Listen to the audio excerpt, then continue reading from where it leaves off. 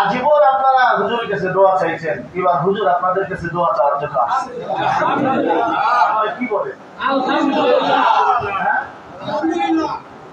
হুজুর যদি আলহামদুলিল্লাহ সালদা মাহমুদ খান কি হয়েছেন আল্লাহর পক্ষ থেকে আসছে, যদি আল্লাহ কবুল করেন, আমার মনে হয় এলাকা ভিত্তিক যত সালিশ হয় কোন একটা সালিশে টাকা লাগবে না।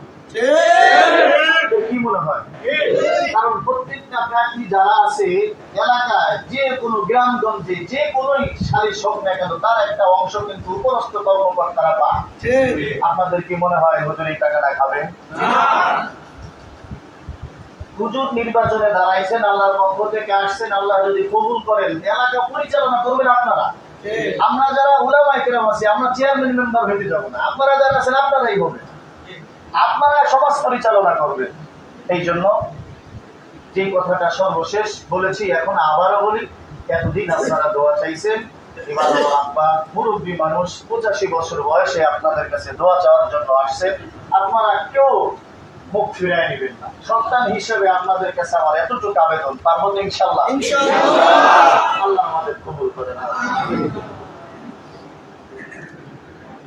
খুব ইচ্ছা ছিল, সে কখনো চাইছে শেষ দিন পর্যন্ত সে বলছে যে আমার বয়সও নেই, সময়ও নেই, আর সবচেয়ে বড় কথা আমি আত্মীয়তায় দেবো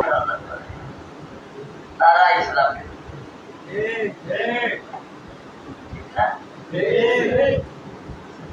কাজেই এর কথা কঠিনই কাজ।